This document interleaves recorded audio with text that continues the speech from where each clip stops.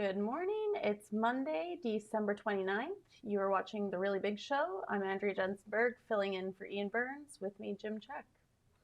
Ian's slacking, taking off a couple more days for Christmas because he's got little ones. But we do have The Really Big Show. And we're going to kick it off. And you're going to kind of take my role on, and I'm going to be Ian. Well, we'll see how it goes. Big headline today, Carney's promises turn empty. The climate change policies impoverished Canada, and for what? Inflation to rise as government spends and invests. Are we winning a majority by hook, crook, or billions more to Ukraine, even as money scandals increase? And BC headed off the rails. So kicking it off, the House of Commons just capped off one of its least productive years. Yeah, they didn't sit very much, did they? What was that, 74 days, 72 days? How many days? 72 days. 72 days. 72 days in 2026, the fewest since 1937. Yep, even in 2020 we sat more during the pandemic. And bonus time. We talked about that lots with Ian. Bonus time in Ottawa right now. They're all collecting big checks, and they're taking a 6-week break after that slogging out 72 whole days. 72 days and a 6-week break. Wow. And the base salary is about $200,000. Yeah, but even the federal bureaucrats, 90 to 100% of them get their bonus. 90 to 100% of them get their bonus. And we talked about that lot with Ian in Canadian Infrastructure Bank. So the average bonus a couple of years ago was $85,000. And then the lady making $177,000 wasn't coming to work, so they didn't give her bonus. She complained, and she still got her bonus. So bonuses in Ottawa, while Canadians continue to suffer. And 72 days in 2026, the fewest since 1937. They didn't sit at all January through April. Nothing. No. And going through what the Carney Liberals said, what did they say? This is the biggest crisis since World War II. And yet... Yeah, it's kind of since World War II, since we had this many days sat, so... We haven't had a break, though. We're back after we took Christmas Day off. Wow, slackers, right? Christmas Day and Boxing Day we took off. And we're back, and Andrea and I will be here Monday, Tuesday. We're going to take New Year's Day off. And then Thursday, Friday. And we're here Thursday, Friday. And Ian will be back on the following Monday. Yeah. And Mark Carney says Justin Trudeau blew $200 billion on failed climate strategy. $200 billion. Impoverished Canada with economic policies that suppressed our natural resources, cost us $200 billion.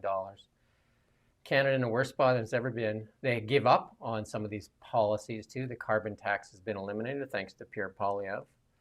And for what? Emissions, they haven't even met those emission targets, nowhere near those emission targets. And Mark Carney, about to drop in 2026, the hint is about to drop, climate, religion 2.0. That should fall. And Canadians lapse here with CCUS. Yeah, exactly. Carbon capture, utilization, and storage.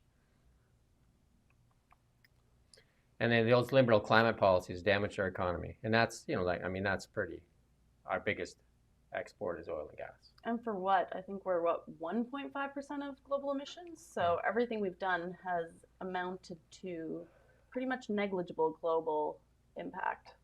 And then the big thing is that the Liberals and the Conservatives around on building a pipeline. Even Jean Chrétien, they brought him out of retirement and said, we're going to build a pipeline.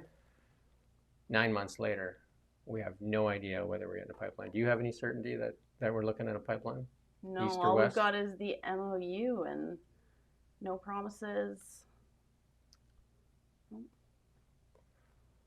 There you go. But 2025 will be remembered as Mark Carney convinced millions of Canadians he could stand up to Donald Trump. Yeah, what do we see 9 months later? No deal, tariffs higher. And we gave up stuff too. We gave up stuff. We gave up the digital services tax. What they want now, and there are two good things for Canada actually, they want the elimination of supply management, and they want the elimination of the Online News Act, which we're going to talk about later. The Online News Act, crippling media in Canada, pushing them to the begging bowl. We got a story on that later. And the supply management actually drives up prices for Canadians to the benefit of the few. But 8 months later, we don't even have talks. So he had that interview with CBC and Global. And he was joking. He said, we're in talks to have talks. In fact, that's like having a meeting to schedule a meeting. Yeah, well, and he's also saying that these sectoral trade deals probably aren't going to happen, and it's all going to get folded into the KUMSA The Kuzma agreement. deal. The Yeah. Kuzma, yeah. Not even talks right now. Talks to have talks. You got a video here? I think we do. Let's play that little clip there. Who draws his inspiration from President Trump, like Pierre Poilievre, will kneel down before him, before he stands up to him. It's amazing. I would just say, more red for you. More red for you. So Donald Trump thinks he can weaken us with his plan to divide and conquer. Pierre Poilievre's plan will leave us divided and ready to be conquered. Because a person who worships at the altar of Donald Trump will kneel before him, not stand up to him. You are a transformative president. And since then, the transformation in the economy, unprecedented commitments of NATO partners to defense spending, peace from India, Pakistan through to Azerbaijan, Armenia, disabling Iran as a force of terror, and now, and I'm running out of time, but this is in many respects the most important. The merger of Canada and the United States. That may be the case that Pierre Poilievre and President Trump's allies here in Canada don't like our plan to stand up to the U.S. president. He seems to believe the bell tolls. We are the largest foreign investor in the United States. $500 billion in the last 5 years alone, probably $8 trillion in the next 5 years if we get the agreement that we expect to get. That's good enough. That was just kind of like showing you what's gotten done. Yeah, his campaign speeches haven't aged well. No. Not at all. And talking tough in front of the Liberal audience. Talking weak in front of even. Donald J. Trump. And do Canadians need some serious tax cuts? The current tax strategy reduces take-home pay now during a cost of living crunch. You're an accountant. You can probably explain this well. Well, Francois-Philippe Champagne, Canada's most virtue signaling guy, I guess you would say. Ian does a really good impersonation of him, but Francois-Philippe Champagne says, we did what Canadians want us to do. We give a tax break. Well, that tax break doesn't amount to much. They touted it as over $800 for the average family. It's more like $200, $250, I think. And for the lowest on the tax scale there, it amounts to $11 a year. Imagine what you could do with $11 a year, right? You can almost get yourself a fancy coffee at Starbucks. I don't even think you can get a meal at McDonald's anymore for $11. You cannot. You get a Happy Meal maybe. But also, that's not talked about. They're actually raising the payroll taxes. That's going up here. CPP is going up. It's not actually the rate going up, but the threshold is going up. So to a person making $100,000 a year, we got a little chart there we can show you. That's going to actually go up to $200 to $250 per person making that, and the corporations are going to pay that. So businesses too. So, but you're going to get a little break on EI. It's going to go down $10. So you're going to pay about $250 more, but you're going to get $10, which is not good. And then there's other taxes that are about to hit you as well come 2026. The alcohol tax, it's going to go up by 2%. That was that escalating. It was frozen last year by Trudeau when they did that taco and tinsel thing. And they froze it, the increase, but it's going up again this April. You're going to see that go up. And as well, the industrial carbon tax increases in 2026 as well. So the carbon tax is no longer the one that you see at the pump, but it is more the industrial carbon tax that's put onto businesses. And what do businesses do? Fold it into the price. They pass it on to the consumer, because what else are they going to do? So with that little chart there that shows you, the next little chart there shows you what we're looking at come 2026. And these are the ones that are out there right now. Income tax, they've dropped that, which is modest relief. I mean, most people, can you put up that little chart there, the 2026 tax? No, not that one.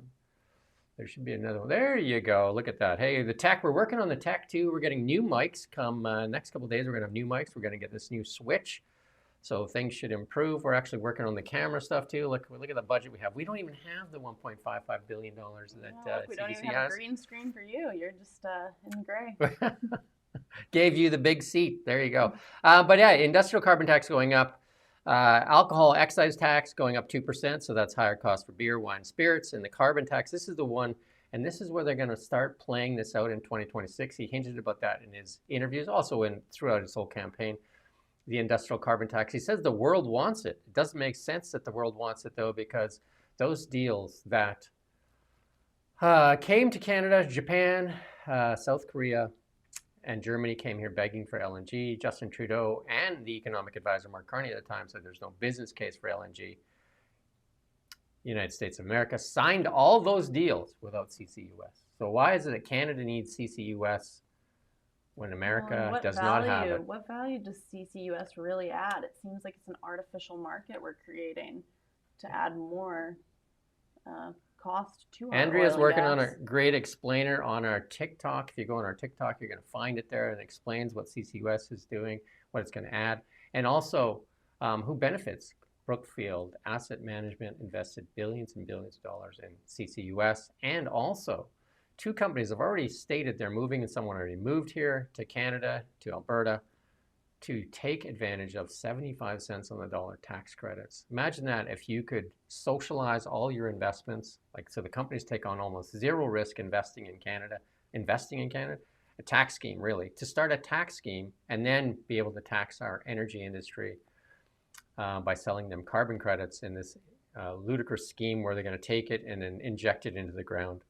Which really, there's no guarantees it's even going to stay down there. Well, there's already things in the United States where it has escaped, and that's why the Pathways Project, there has been pushback from First Nations group as well. So, yep, the Financial Post is highlighting the hidden tax of government spending. And that is the big one where people don't see this. This is government spending leads to inflation. And government spending typically is like Francois Philippe Champagne will say, it's investment. That's why they broke the budget into two, to try to kind of like play smoke and mirrors with the Canadian public. But government spending, especially on non-productive things like CCUS and that, leads to inflation. There's no doubt about it. You can go read that article yourself on the Financial Post. In this environment, this is from Martin Pelche, what this becomes is cash. Is a melting ice cube, according to Martin Pelche, but also Kevin O'Leary, Ray Dalio, all these guys, what they say in this scenario is cash is trash. Sitting on cash, you're losing 5% of that a year. So if you're making 1% or 2% on your GSE, GICs, you're actually losing money. That's why most people with a lot of wealth invest in assets, gold, silver, stocks, and real estate. Somewhere else right now. Canada's suffering right now in the real estate sector as well because of the uncertainty that, especially in British Columbia here, we're going to talk about that later as well. But when people think of tax, they typically think of payroll taxes and, like other types of taxes, GST. But inflation often is the biggest eater of your hard-earned dollar. Indeed. They're calling it a generational budget, but I've heard it referred to as a generational debt. And on the housing front, apparently the only thing we tax more than housing in Canada is tobacco and alcohol. Imagine that, the Canadian dream. They talk about the Canadian dream all the time as the house, and most youth, like your age, have decided that the Canadian dream is nothing but a bunch of smoke and mirrors. And how do we help it?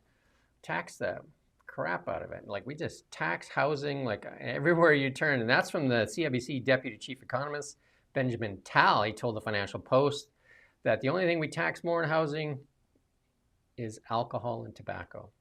Well, and if you're a first-time home buyer, if you don't have that 20% to put down, you have to pay an insurance to the government. CMHC fee, yeah. There we go, that you're never going to get back, which amounts to tens of thousands of dollars. Even on like a $400,000 home, yeah.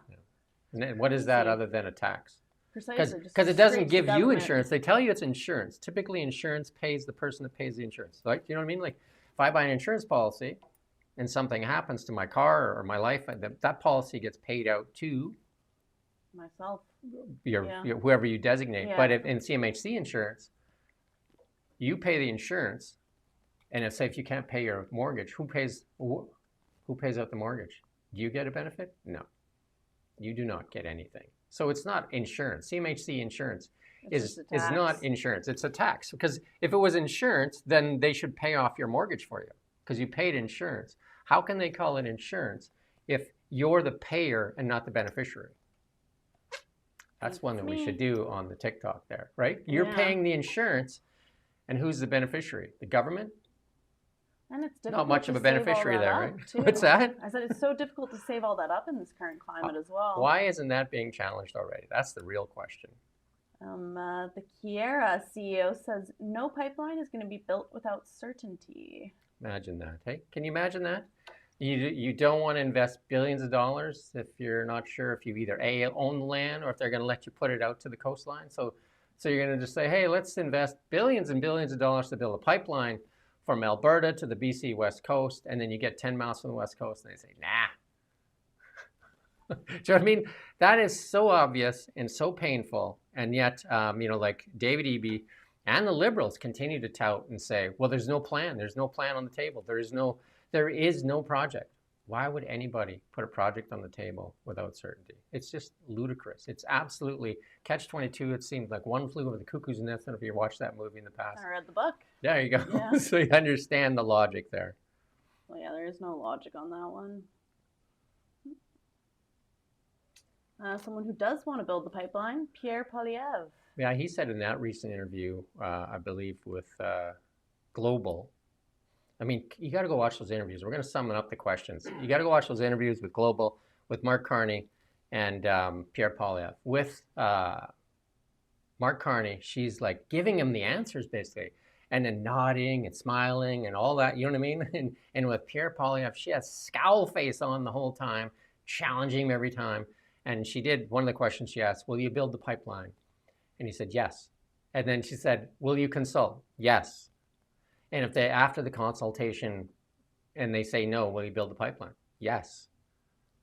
And he's like, well, she's like lost her mind there. And he said, that's the Prime Minister's job, to build the pipeline. Yeah, to force it through. Whereas the MOU really didn't solve much. Let's listen. We're going to listen to a little bit of Pierre Poilievre because we gave Mark Carney a little bit of clip there, although it wasn't a very positive clip. But we'll give Pierre Poilievre a little bit of time here to explain where he's at right now. It will require us to make difficult choices. It will require It is there. Keep going. Sacrifices. Today, we have rent exploding. Young people are paying more and more for smaller spaces. Almost 60% of young Canadians worry that they will not, 60% of all Canadians worry they won't be able to keep up with their rent or mortgage and might actually face the loss of their home altogether. It will require sacrifices. A majority of Canadians, 55%, say that they are giving up on home ownership. In fact, a recent poll by Abacus Data found that a majority of Canadians have now accepted that they will live in a smaller house, further away from their jobs, and in a lower quality. It will require sacrifices. My friends, maybe this is what Mark Carney was trying to do with his hypnotic speech. He was trying to lull you into accepting a worse quality of life. And this is what worries me the most about Liberals. It's not just that they've allowed crime and chaos and joblessness to rage out of control. It's not that they have broken our immigration system. They've done all those things. My worry is that they are going to try and get Canadians to accept this permanent reduction in our quality of life, so that their electoral strategy to win re-election is not one of hope, but one of deliberate hopelessness, to tell you that better is not possible after they ran an entire campaign promising that better was possible. It will require sacrifices. My friends, my message to you here today is that you don't have to accept a reduction in your quality of life or in the expectations of your future. You deserve better than this, and we will deliver better than this. And maybe that's why the Conservatives are suddenly polling higher than at any point since Mark Carney came into office. Yeah, the polls are definitely showing some positivity for Pierre Poilievre as he heads into his leadership challenge there. But But polls, do they really matter that much unless there's an election? But I mean, they are showing that some people are getting tired of I would say with the Liberals, a lot of talk and a lot of nothing. That's kind of the theme of our show today. Lots of talk, like they used to say in the old Wendy's commercial, where's the beef? Like, where are the results? Where are the results? Because 72 days, sitting 72 days, the least amount done.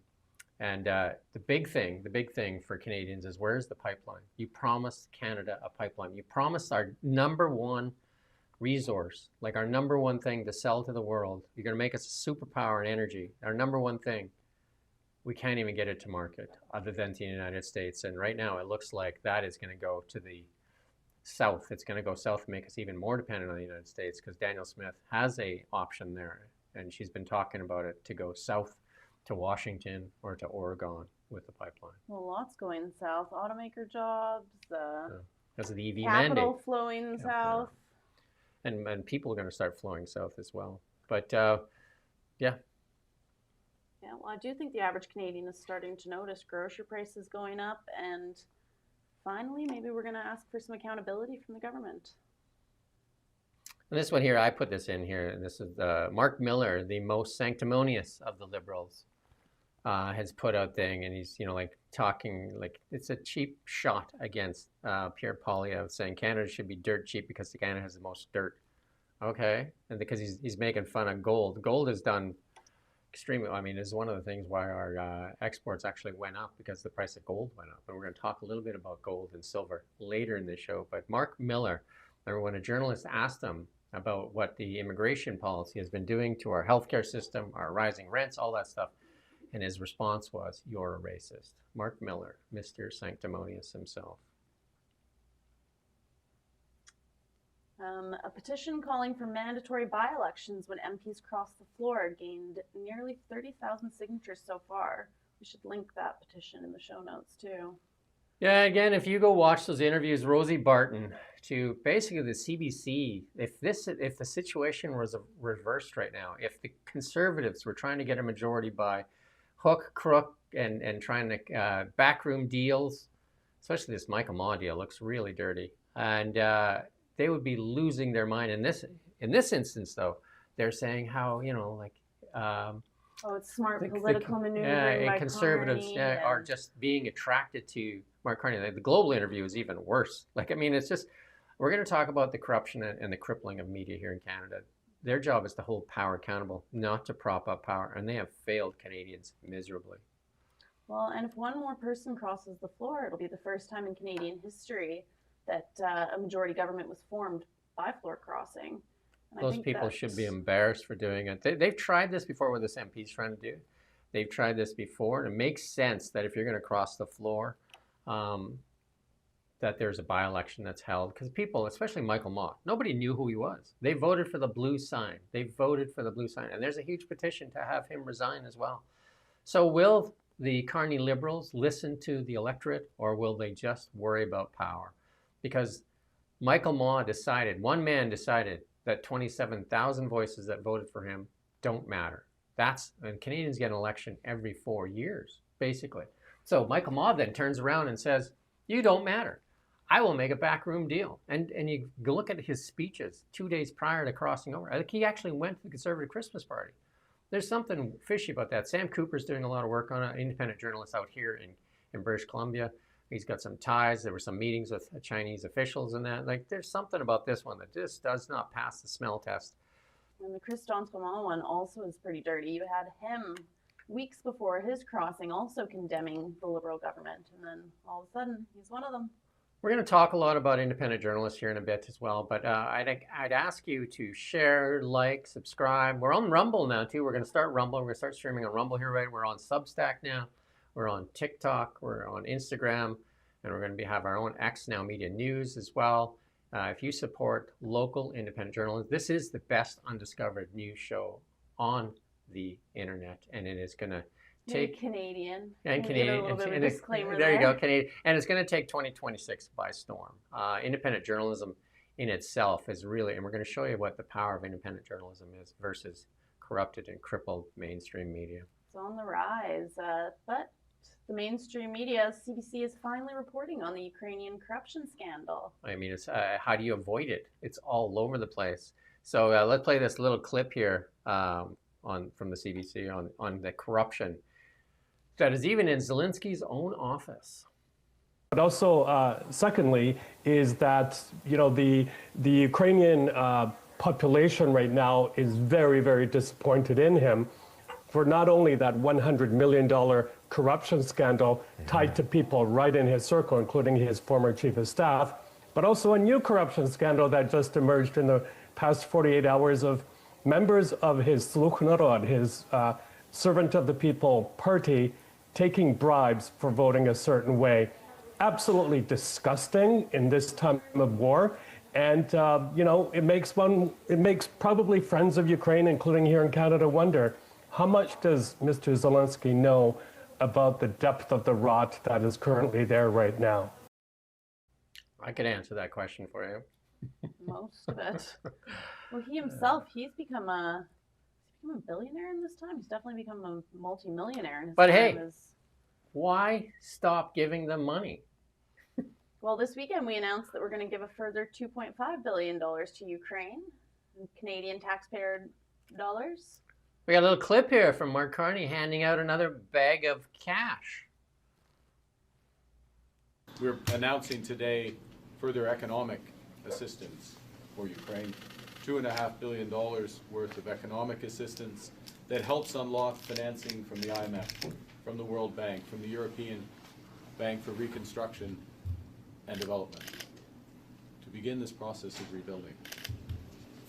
We have an important bilateral meeting and then a meeting virtually with our colleagues from the Coalition of the Willing.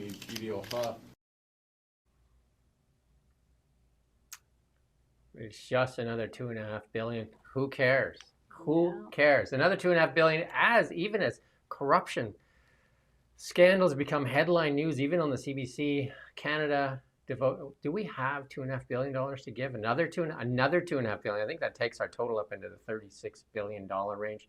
Imagine what Canada could do with $36 billion. I don't know where Canada is getting all this money.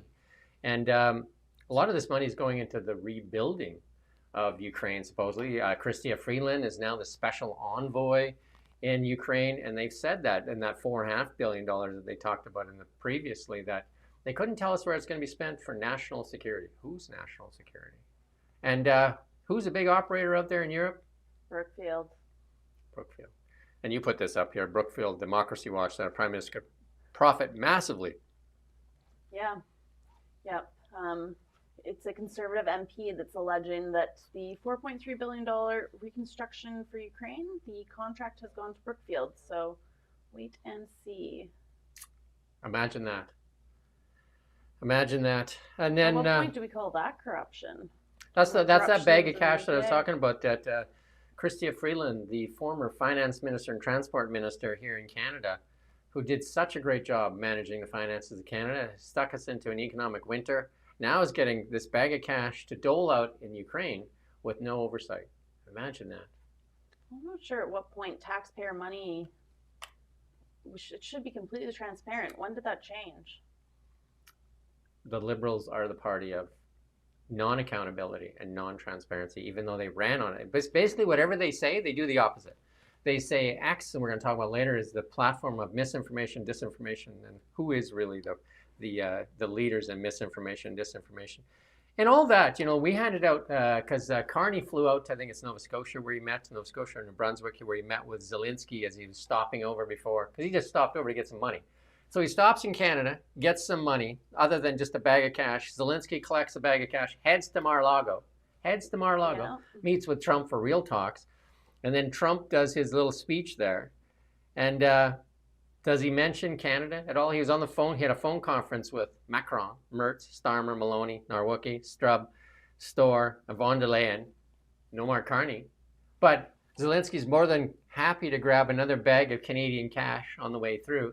But Canada doesn't even get a place at the table or on the phone call, not even on the Zoom call. Like, when is Canada going to realize that they're just being played as a sucker? Or it doesn't matter to Mark Carney because Brookfield profits from it, so as much money as they could funnel over there, even though It looks pretty bad, though. It looks bad on Canada, Well, especially optics-wise. we had, I can't remember, Justin Bieber, what was he, the COO for Brookfield? That he testified in the House of Commons that Mark Carney is still getting paid based on performance. Well, yeah, it's the options, right? Stock Yeah. options. Yeah. Stock goes up, he makes money.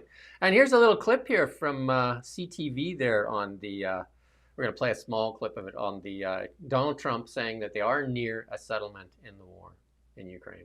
The president says Ukraine and Russia are closer than ever to a peace deal. Donald Trump spoke after a Mar-a-Lago meeting with Volodymyr Zelensky, but there are no guarantees a 20-point plan will go ahead. With deep divisions over the future of territories Moscow's military has moved into. CTV's Kamal Karamali reports. A high-stakes meeting between two presidents that they hope could lead to the end of a nearly 4-year war between Russia and Ukraine. No, I think we'll get it done. I don't want to say when, but I think we're going to get it done. Ukrainian President Volodymyr Zelensky.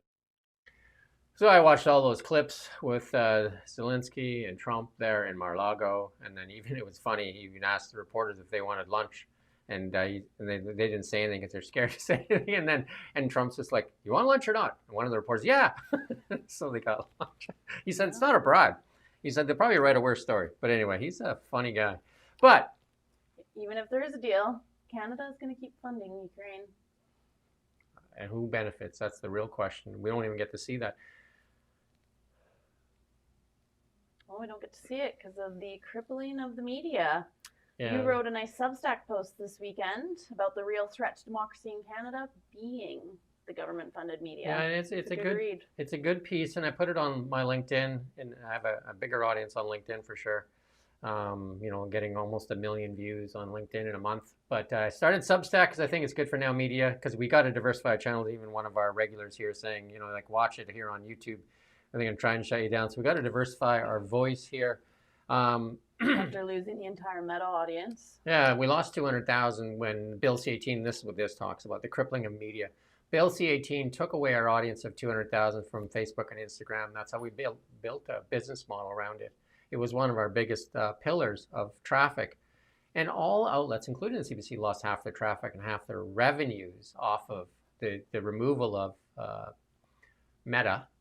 And even the Liberals then said they would boycott Meta, not spend there. But came election time, Mark Carney and the Liberals spent over $5 million in 3 months on Meta. Said it was too important to ignore that news. The only way they get their news out to the people was through paying Meta. I mean, just listen to that. They won't let independent outlets on there for news, but they will pay Mark Zuckerberg over $5 million. We asked for an update on that, and they said, no, we can't give you those numbers until 2026. That's what they do. They deny, they block, and they just make media dependent on the Liberal Party, because it's not the Conservative Party. Pierre Poilievre says he will defund the CBC and also cut back on these subsidies. These subsidies basically are having media at the begging bowl. And you just look at those interviews. If you watch the interview with Global there, with Mark Carney and Pierre Poilievre, it's so blatant. Like, there's no way Mark Carney stands up to a journalist from even Caitlin Collins from the CNN. He would never stand up to Caitlin Collins or GB News and all those kind of other outlets. But in Canada, our mainstream outlets that have a national voice are all corrupted and crippled. So that's why outlets like us are trying to take a bigger space in that. And if you could help us by sharing and getting the word out there, because it is independent journalism that is going to make the biggest difference. And then this segues into Joe Rogan. And I've said this a million times, is that Elon Musk buying X basically likely saved Western civilization and freedom of speech, because the Biden-Harris administration, you got to remember, was censoring, what Zuckerberg said himself, forced YouTube, Facebook, and X to censor conservative voices and anything that went against, that dissented on the current policies. And they banned, you got to think about this, they banned a sitting president. He was the president when he was banned from X and that. He was actually banned as the sitting president. That's how much power they had in the background. And let's listen to this clip here from Joe Rogan first. And I don't say this lightly, I think he changed the course of civilization. I really do. I think we were on our way to this weird dystopian censorship complex that was already moving. We had already had intelligence agencies that were contacting Twitter. We know this through the Twitter files, and they were banning certain people that weren't saying incorrect things, but they were saying things that were inconvenient. And they turned out to all be accurate. All the things that they were warning about, all the things that they're saying, all turned out to be accurate. Well, and when Elon Musk took over Twitter, he also allowed journalists in to look at it. I think it was Matt Taibbi did great stories, the Twitter files, about how you did have members of the government just saying this is. Remember how they lost basically. their minds when Matt Taibbi got access to those files? They lost their literal minds, the left did. Yep, and independent journalists are doing the heavy lifting here. Nick Shirley broke the story about the biggest fraud scandal in U.S. history. And are the left-leaning news outlets in the States picking up on the story? Yeah, Nick Shirley breaking one of the biggest stories in American history for fraud. And look at the power of X. X now the #1 news platform in about 156 countries as well. 106 million views on X. And YouTube at 1.27. There's some difference in the metrics there. You can go look at that. But we're going to have a lot more on Nick Shirley after. We won't go into too much. Just to show you what an independent journalist can do.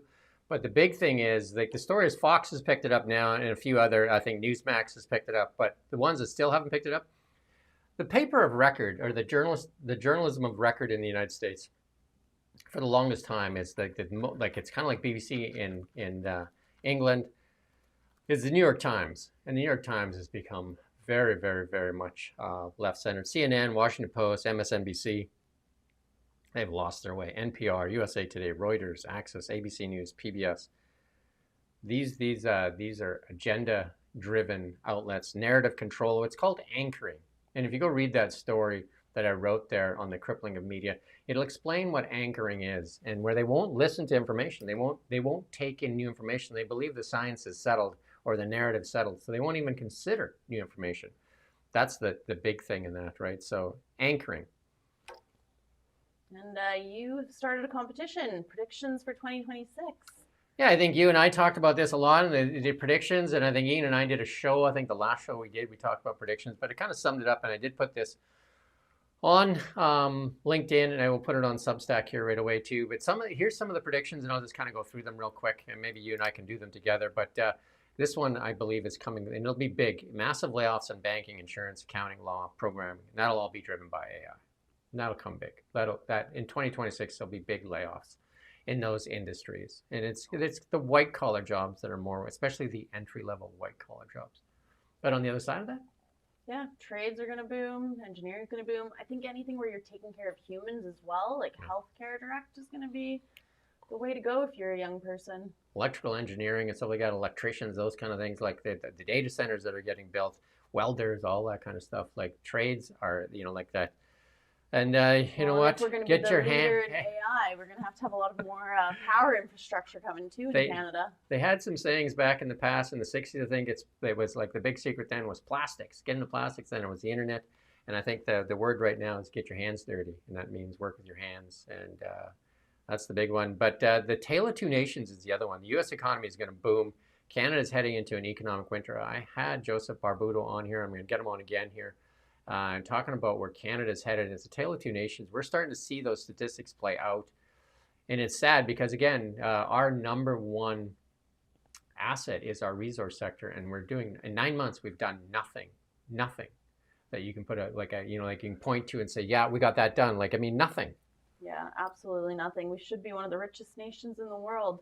It's kind of sad looking through your predictions. I hope Canada has a more optimistic year than this. But yeah, we'll kind of just fly. Change anything. We'll fly through them, and it'll take, because we take forever on these.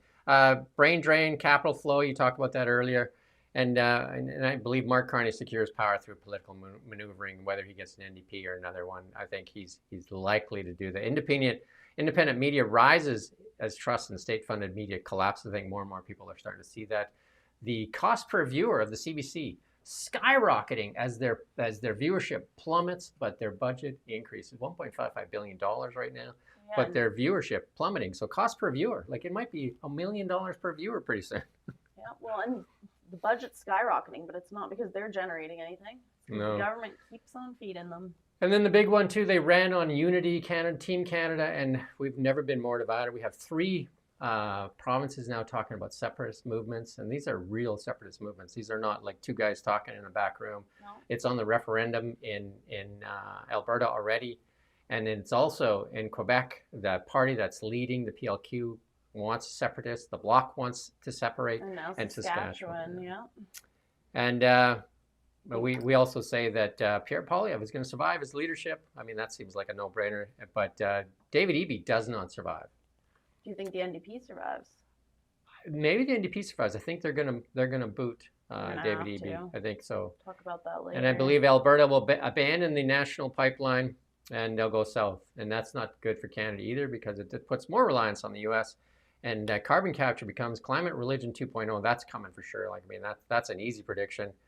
And the peace deal for Ukraine, I think they're really close. I believe that's really close. And there is this global shift that we're seeing countries all over the world shift to right politics, or what, right politics? More nationalistic. Yeah, and we see it in Japan. We're seeing it in lots of South American countries, and of course, the left-leaning outlets like CBC will call them far-right extremists as they try to protect their narrative and their livelihoods, right? And AI will drive the biggest stock market opportunity of our lifetime, and it is huge. I mean, I believe this is massive. Robotaxis take off in the United States. Personal AI assistants, smart glasses, and always-on companions will go. And this is the big one, SpaceX. SpaceX will become the largest IPO ever, and probably the most important company in our lifetimes. And then this one was a prediction by it was a government-funded study. And we talked about it probably like 8 months ago, prior to the election, or maybe it was like almost a year ago. Mark Carney laughed at it when it was brought to his attention, that those with means will leave Canada, and those left behind will destroy the wildlife and the environment. Let's see. Mark Carney's already kind of left Canada. And if Quebec leaves, that's the end of the federal NDP, though. Federal Liberals and NDP, because they get their power from Quebec. That'll be the end of them. And then just as a reflection here, I'm just going to quickly say, and I give the tale of 2 nations, but the United States, they're talking about the largest tax refund ever, record tariff revenues, inflation cooling, and they had that stellar GDP number, and a lot of this stuff, the $18+ trillion that have been invested in the United States, and it includes Mark Carney. Mark Carney and Brookfield Asset Management, along with Cameco, which is a Canadian company as well, have invested in the United States to build 8 nuclear reactors with the company called Westinghouse, which they jointly own. How many are they building in Canada? That's right, 0. And yeah, Westinghouse also supplies a lot of energy in Ukraine. Correct. And I did do that interview with Big Red. You've done lots on that, clipping that together. Yeah, it's worth a watch. Chris Barber and John Carpe sat down with you, I think, on Christmas Eve, and you guys discussed how the Crown failed to seize Big Red. It's well worth your time to watch. They did not get the ear of imagine if Justin Trudeau just would have talked to them, how differently things would have played out. It would have just been that simple, right? Well, and the whole story with the Freedom Convoy, if you zoom out and you forget what the context was, do you think the government should ever be able to go in and freeze people's bank accounts? I think that's the true question. It's not about what happened. It's about what the government, how they seized powers during COVID. And around to BC now. BC News up next. Live from the Now Media Newsroom.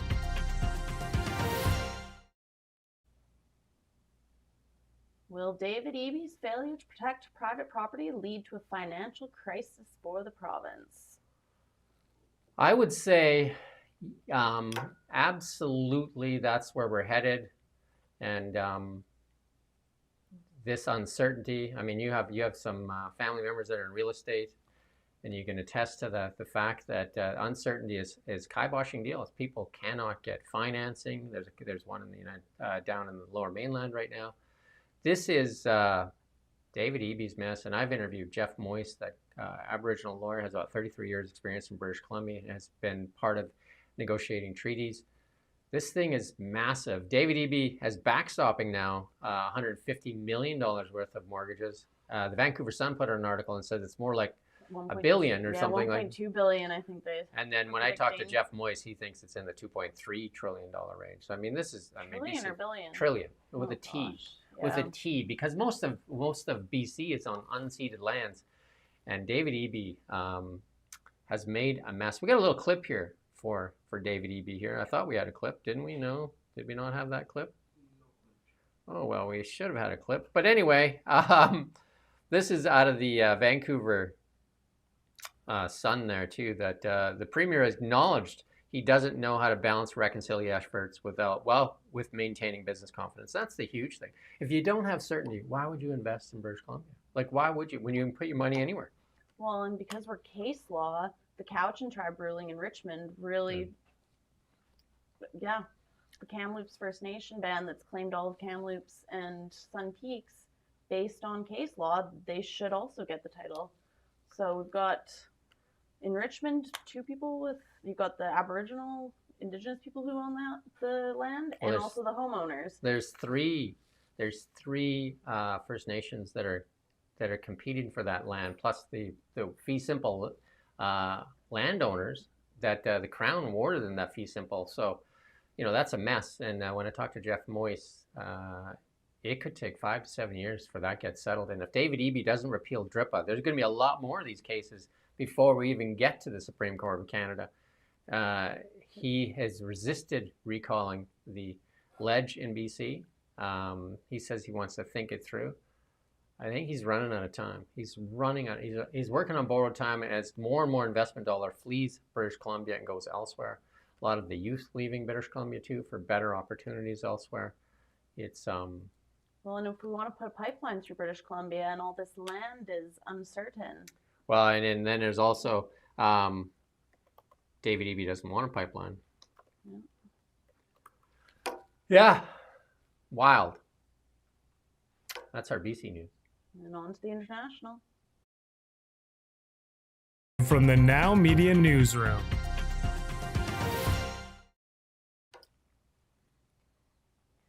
And President Trump says he's a lot closer to a peace deal in Russia and Ukraine. We do have a video here.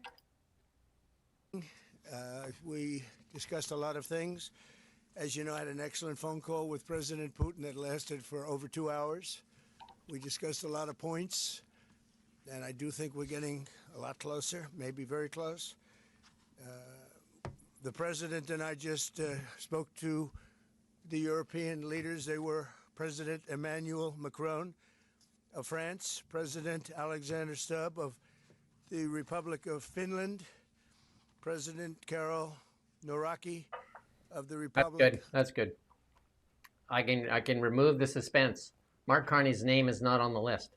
I can remove that suspense for you. Yeah, Mark Carney, not mentioned. Finland more important than Canada. Even though we're handing over bags of cash like it's nobody's tomorrow. But where does that bag of cash end up, though? That's the question. According to that Conservative MP, it ends up in the hands of Brookfield, which ends up enriching certain individuals that own options in Brookfield. Indeed. And then we spoke about it earlier, the massive daycare fraud allegations that the independent journalist, Nick Shirley, brought. It's got two first names. It's kind of like a Naked Gun episode. No. But Nick Shirley breaking one of the biggest stories in fraud, one of the biggest fraud stories. I'm going to play this clip first. Video showing misspelled signs, locked doors, empty classrooms even at a Minneapolis daycare center. Now, the state allegedly has also given the center millions in funding. Connor Hansen live in New York City with the latest on that for us. Hey, Connor. Hi, Kevin. Well, for years now, there have been allegations of widespread fraud and investigations in Minnesota, but now there's even more scrutiny following a new video that's gone viral coming from an independent journalist visiting daycare centers in the state that are receiving millions, apparently, in tax dollars with no signs of children there. Take a look.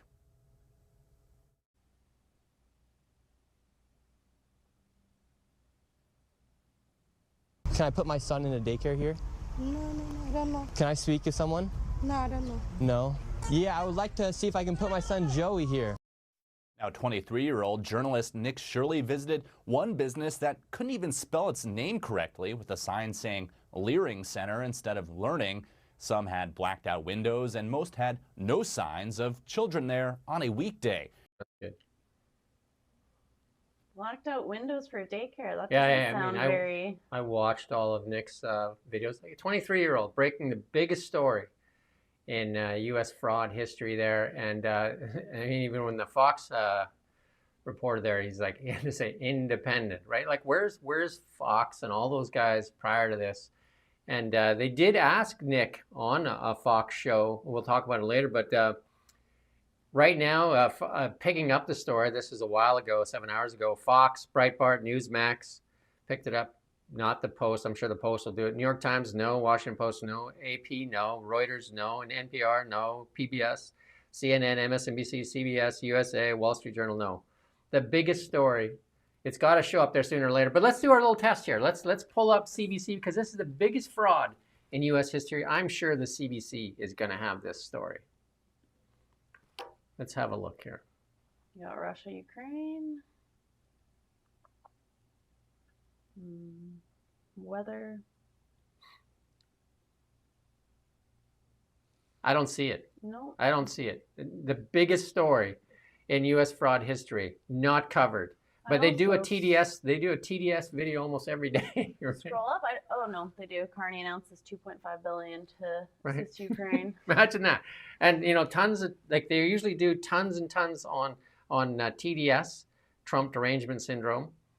Nothing on the biggest story in the United States, the fraud scandal. Nothing. We'll Just update tomorrow. Crickets. Maybe they'll pick it up by Crickets. the end of the day. Absolute crickets. Well, the Trump administration has launched a federal investigation into the Somali daycare fraud in Minnesota now. Well, the FBI is already on the ground there too. And then here's some people actually from Columbus, Ohio now reaching out and saying, Nick, I mean, people want independent journalists. They want help. People are reaching out all the time. We want help. We want the truth. The truth shall set you free. Someone once famous said that. The truth shall set you free. Shine a light on it. When I used to do some work for the government, one of the ministers said to me, Jim, shine a flashlight on it. And just shine a light on it and watch the rats scurry. And this is what Nick Shirley has done. He's taken a flashlight and he's shone it right into the darkest corners of this fraud scandal. And where is CBC doing that kind of work in Canada with the Carney Liberals? Nowhere to be seen. Let's listen to this. Nick Shirley, I hope you see this video. Please come to Columbus, Ohio. The reporting you did in Minnesota was amazing. Thank you for that. And if you come to Columbus, Ohio, you will find the exact same fraud. You will see the exact same things, daycares everywhere, the home health care. I mentioned that in my video. I do not have your bravery to go out here and knock on doors like you did. I don't even want to leave my room right now, okay? But you could come here and do what needs to be done. Please, please investigate. Please talk to our government officials. And you see how the police escorted you out of that building? The Columbus police are on the same. I think people need to understand media's job, number one job, is to hold power accountable. Can you honestly, even supporters of the CBC, say that CBC has been holding power accountable? Watching those interviews, you almost get sick to your stomach. I've been in the media business for a long time, and just it's an embarrassment to Canada. It's an embarrassment of $1.55 billion, the way that they do not hold power accountable. People want the truth. People want to be treated with respect. That's media's job, and the media in Canada has completely failed us. Independent journalism is the only thing left, and they need to be defunded. They need to be reworked. It needs to be restarted. And the same thing goes in the US. The left-leaning media has lost their minds too. They have TDS. It's called anchoring. Again, go read that story I did on the crippling of media. It's called anchoring. Look at what, during COVID, look what they did in COVID. Look what they did with climate change. You weren't even allowed to speak differently. You weren't even allowed to speak differently. We were threatened. We were threatened many times. And right now they're saying they need to get Secret Service protection for Nick Shirley because he dares break some windows out there to try and find truth. We've got Elon Musk retweeting him as well.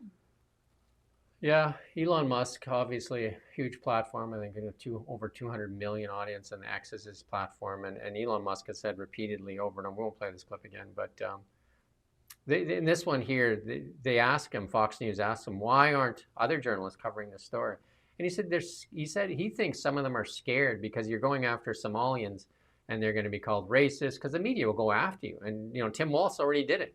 Tim Walz, the governor of Minnesota, has already come out and said what Nick Shirley's doing is white supremacy.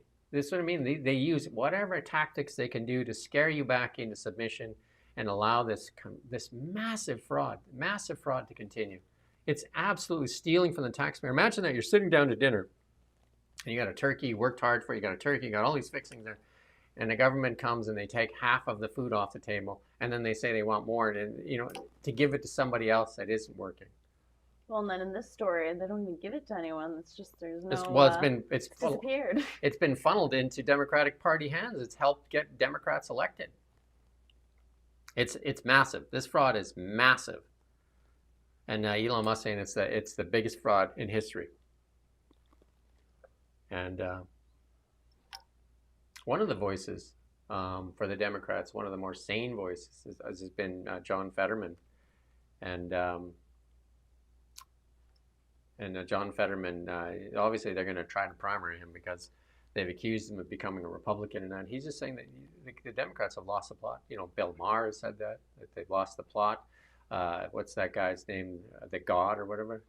What's his name? The God or whatever? Charlemagne the God? Charlemagne the God? I don't know who that is. Yeah, he's a big podcaster, and he says the Democrats have lost their way. I think a few NBA guys have said, I'm done with the Democrats. And read Democrats as liberals, too. It's the same talking lines. They just look at them, the same stuff. Like, if Kamala Harris and Tim Walz had won the election, Mark Carney and liberals would be living in paradise because the current climate change stuff would be continuing, censorship would be continuing. The world literally dodged a bullet by a hair. Just that movement, literally with Elon Musk and what happened with that bullet, likely saved Western civilization. And I say that you just have to look at the facts and what actually is happening, like the censorship. And continuing in Canada, how many bills? You're working on that. You did that on TikTok as well, talking about all the bills. In the United States, they have absolute freedom of speech. They have that, and that's protected by the First Amendment.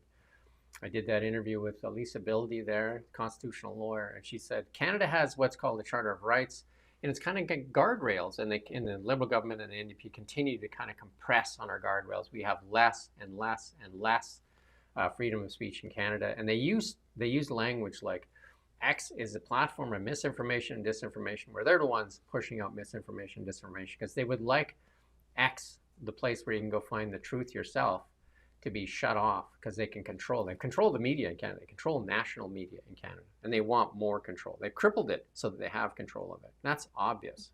And beyond that, when they do push for these internet safety laws, as they call them, they always say, oh, it's to protect the children. It's to protect the children. It's the best way to dress up a censorship law if you're going to try to pass it. I got a little comedy here for you. Oh, the dinner party. Yeah, I got a little comedy here. We played Trump here, talking to the reporters, because he usually has a confrontational. It's kind of like tempering a bit, though, because it's hard to have TDS steady if it turns out most of your stuff doesn't work out. But listen to this here. It's a wrong link. It's been a bad morning for links. There you go. But, good morning for silver. Good morning for silver. Any chance you can find it or not? Okay. But this is in Mar-a-Lago, his second White House, Mar-a-Lago.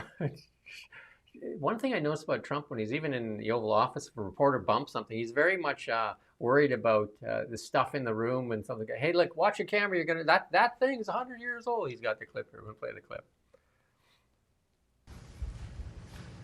Are you okay? Is everyone fine? Margot, if you would, I think you could sit outside and have some food. Would you like to have food, or do you consider that a bribe, and therefore you cannot write honestly, or therefore you have to write a bad story? Okay, because if you'd like, would you like something to eat? at this time? Yes or no? You can speak. Yes, sir. Yes? Okay. Margot? Yes, sir. And then, of course, the reporters put up what they got for lunch there, right? So, I mean, the one thing that you can say about him, you can say a lot of negative things. There's a lot of negative things to say about Donald Trump, but in like around kids and that, he seems to care, and that a lot of even Bill Maher, who has tremendous TDS, came away from that meeting with him saying like, the guy's genuine, like. He's entertaining. He's entertaining. There's no denying that. He keeps the ratings high. But we talked about silver earlier. You alluded to silver. There's a chart for you. Yeah. Silver blew up over $80, off dramatically this morning though. As you know, like I think there's a bank that blew up on a silver bet too already. I think silver and gold both off. I mean that's what you get when you get like what looks like a blow off top. But things are generally looking like they're gonna, like it doesn't look like this is over by any stretch of the means. Silver, copper, gold, everything just crazy right now. Gold currently off about $206 and silver off $7.74, trading around 71.53. But look at that. That is absolutely crazy, that silver chart.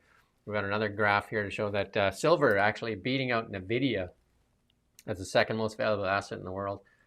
And NVIDIA, the market cap on NVIDIA is I think it's double Canada's GDP. Crazy, right? And more than the Canadian stock market in general. And then one more chart, and this is a bank breaking down as well. So that this is going to cause some grief for banking institutions. Well, usually they bail out the banks. Yeah, so, and then we have one more chart on silver. Again, if you're a silver guy and this has been your silver stacker, look at that, silver, gold, and the S&P. Look at those numbers there. Silver absolutely skyrocketing there. I lost my place here. The thing kind of went all wonky on me here, but yeah. There you go. I found myself here. But and then we go to that size of the U.S. stock market here, and I'm just kind of like running through this. I know Andrew gets bored when we talk about the stock market stuff, but U.S. stock market compared to the other stock markets, look at that. U.S. is where capital goes. When Mark Carney took Brookfield to the United States, he said it's because that's where the capital is. He said it himself. And then in the interviews, did they ask a couple of questions? The questions that should be on Canadian, if we got a chance to ask. Brookfield alleged to tax dodge $6.6 billion because of loopholes. Did you fix the loopholes? Will you go after the 6.6 that Brookfield dodged in Canada? Not asked. Not asked. Seemed that would be a good question, wouldn't it? Yeah. Do you know what I mean? And then your conflict of interest. The conflict of interest comes up time and time again. Will you sell your holdings while you hold the seat of Prime Minister? Or Not will asked. Disclose the other 1,900 potential. Scott Bassett said there's no such thing as a blind trust. He sold all his holdings, all of his holdings, everything sits in cash while he serves the United States government. Mark Carney, on the other hand, not. Corrupted media, did they ask the question? They didn't even ask the question about the BC ferries. Like we gave Canada Infrastructure Bank money to the Chinese government to build ferries. They didn't even ask that question. $1 billion. So many questions to ask. And one of the questions they ask is, what do you think of the job? Like, it's just absolutely at $1.55 billion. That's what we get. Who cares? Okay? This is our fun section. Yeah, hopefully 2026 brings some change. Well, we like to finish off the day with some cool tech, though. Yeah. We've got Starlink on an airplane. You were just on a trip there. You're on the air. Wouldn't it be nicer to have internet and Starlink providing internet, like good internet? I just flew to Tokyo as well, and it did not have Starlink, and it was like having dial-up at like 14.4. You're probably too young to remember that screeching dial-up noise. Just a little too young, but I've heard it. Yeah, so I mean, a lot of people that are listening right now remember that screeching noise, the handshake, and the spotty internet. But Starlink, I've had Starlink at home for a couple of years now, and absolutely great. Best European versus American inventions of 2025. We got a clip. Andrea spends lots of time in Europe there, but look at the technology difference. There's what the Europeans have been working on, and this is what the Americans are working on.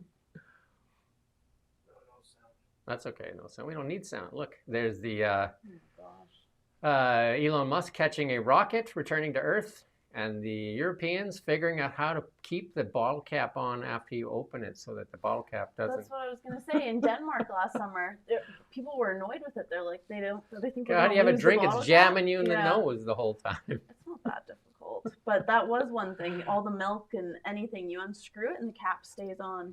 I didn't mind it. I lose a lot of caps, so it was a good invention for me. It's very similar. Yeah. To the starship, catching a starship. I'm sure just as difficult. But here we're having a little bit of fun.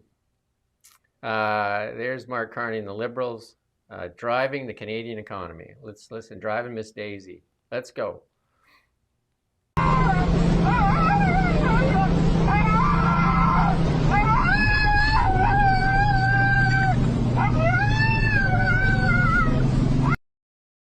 If you've never had a husky, I'm just laughing at you. You love these AI animal videos. If you've ever had a husky, you understand what's going on there. That husky's always talking, and we've had quite a few huskies when I lived up north. They just love to talk.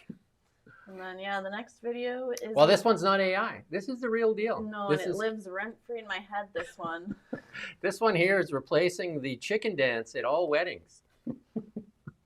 Let's play it because you gotta see it. We're closing out 2025. This is going to be the dance of 2025. This is what the Liberals got accomplished: a new dance theme for Canada.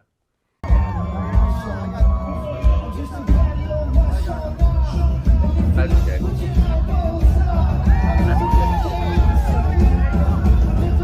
Hey, come on, man.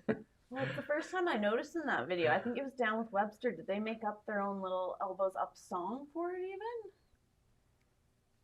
That was right after Carney got elected, wasn't it? You know what they call secondhand embarrassment? I feel it. Cringe. I feel it there. I mean, it reminded me of back in the 80s when you would see he used to be a big movie star and all of a sudden he's doing like Depends commercials and that you'd get secondhand embarrassment for like Tom Selleck or something after being this big. I don't think he did him, but you get embarrassed. Yeah. And you look at that and you say, is that what represents Canada? Is that the new chicken dance? Like, it's not even a viral. It was creepy cringe. And I can't dance, so I can't judge too hard. But yeah, could have done better. Yeah, I used to say when I was younger, can't dance and too fat to fly. So, well, hopefully 2026 brings better news and better dance moves for Canada. And we don't have a lot in this though, because it's pretty quiet too, right? Like the Blacklock stuff is they've taken time off, and most people have. Parliament is prorogued, so they can't even get into that nasty trouble. Although they seem to figure out a way to hand out another $2.5 billion. But that's got to hurt though too, right? You hand out the cash, you fly out there to meet Zelensky. They give him $2.5 billion because he doesn't even come to you. He just stops on the coast there as he's way onto. That's what Zelensky's been. Is a fundraiser. He's collecting bags of cash wherever he goes. And you don't even get mentioned or in on the phone the call. Black jacket instead of the green Well, that was after shirt Trump. now. That was after Trump. They said you can't come to. That was J.D. Vance went after him. Said you come in here looking like that, and he's ever since then he's changed. J.D. Vance giving him dress lessons. But we do thank everybody that watches. And of course, your comments are important. And Ian off until what is the date? Next Monday, maybe the 5th. He will be back on. You're right, January 5th. Look at you, smartest girl in the room. And girl in the room. January 5th, Ian will be back. It'll be Ian and I back. Andrea sitting in for the vacationing Ian Burns. Andrea also does a lot of the social media here too, as well. And we're going to do a weekly show, once a week show as well, Andrea and I. And you're going to see a lot more of Andrea in the year ahead. And we hope 2026 will be a great year. But if you could like, subscribe, share as much as you can. If you like what we do and you like independent journalism. And somebody's thanking Andrea here. And great. And she appreciates that as well. And she doesn't have the thread up there, but she'll read the comments later. Be sure to share your comments and your thoughts. And we're back tomorrow morning. Yep. 9 a.m. We're back tomorrow morning at 9 a.m. And then we're gonna take the New Year's Day off. Go to my LinkedIn, Jim Check, and you're gonna see the predictions 2026. And you also see that media story and also Substack. If you go there and look for Now Media News, you're going to find Substack. And I was going to say, too, we're going to link to that petition about the MPs crossing the floor because I think that is important. Yeah.